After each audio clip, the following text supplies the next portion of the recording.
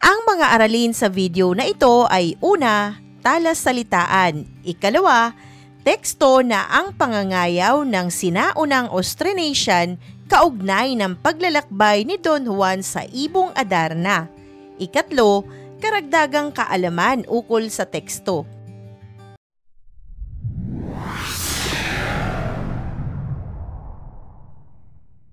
Tukuyin natin ang mga kahulugan ng mga piling salita na ginamit sa teksto dito sa talasalitaan.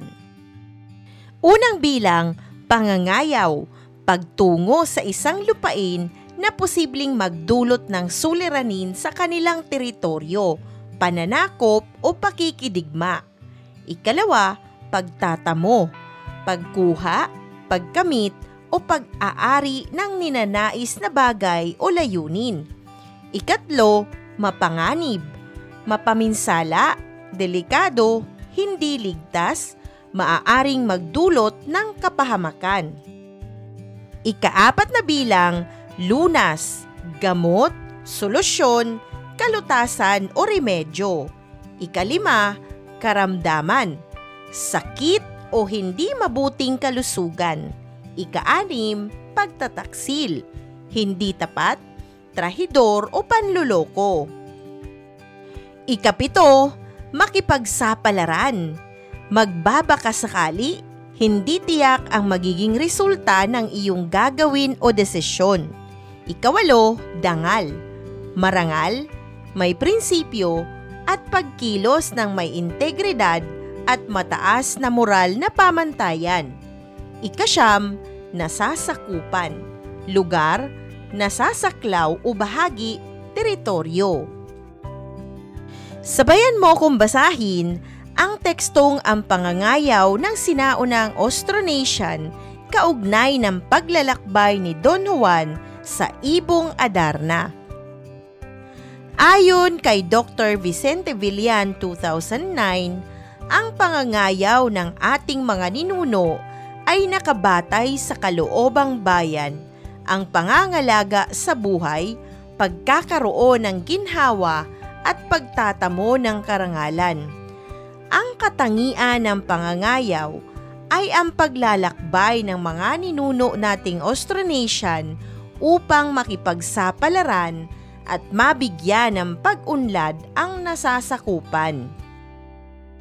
Mahalaga ang buhay ni Haring Fernando sa Ibong Adarna, kaya kahit mapanganib ay naglakbay ang kanyang mga anak upang iligtas, hanapan ng lunas ang kanyang karamdaman.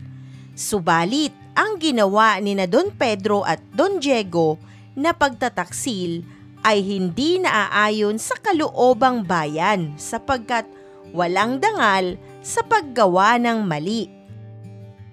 Sa mga tausog, pumatong ang konsepto ng pangangayaw sa konsepto ng jihad kung kaya natanyag sa pananaw na maging martir sa ngalan ng lupa, lahi at relihiyon.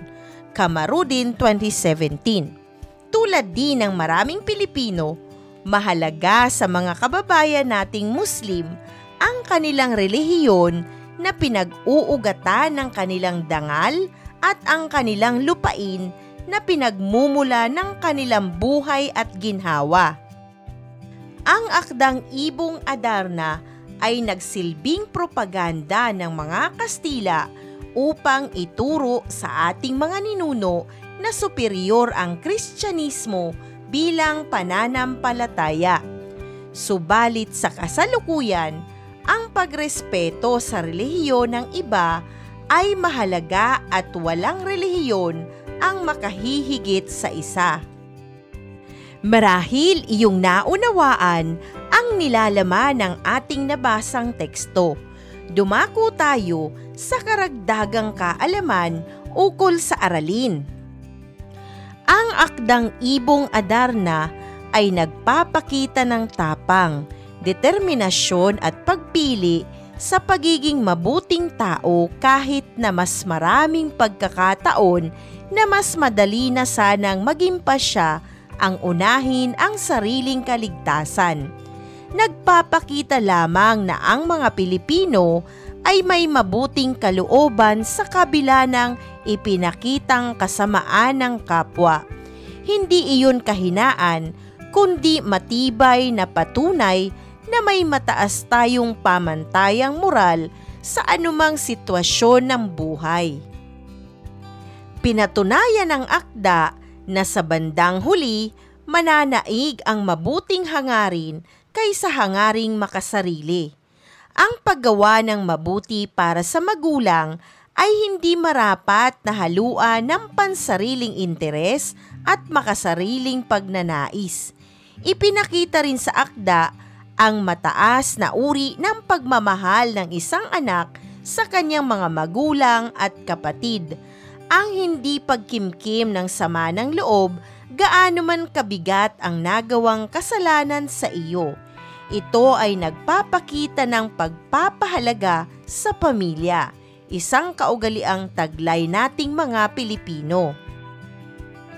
Ayon sa filipinomirror.com, may mensaheng ipinararating ang kwento.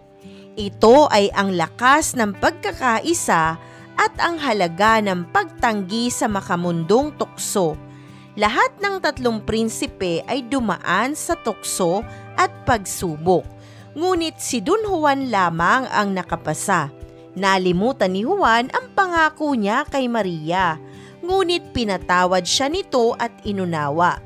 Ang ibong Adarna ay sumisimbolo sa mga pagsubok na magiging sanhi upang lumabas ang tunay na kulay ng isang tao, pati na ang kanyang mga kahinaan, intensyon at layunin. Pinakita rin dito ang tunay na ibig sabihin ng katapatan, pagpupunyagi at kung ano ang konsekwensya ng pagtatrahidor, gayon din ang paghanap ng katarungan. Ika pa ng filipinomirror.com, kung iisiping mabuti ang mga simbolismo, napakalalim ng kahulugan at kahalagahan ng ibong Adarna sa konteksto ng kwentong Filipino, gayon din sa kultura, kung saan mas malalim ang pagkaunawa sa yaman ng panitik. Isang mahalagang aralin muli ang iyong napanood. Maraming salamat sa panonood sa channel na Aralin sa Filipino. Huwag mag-atubiling mag-comment ng inyong tanong, suggestions o paglilinaw ukol sa aralin.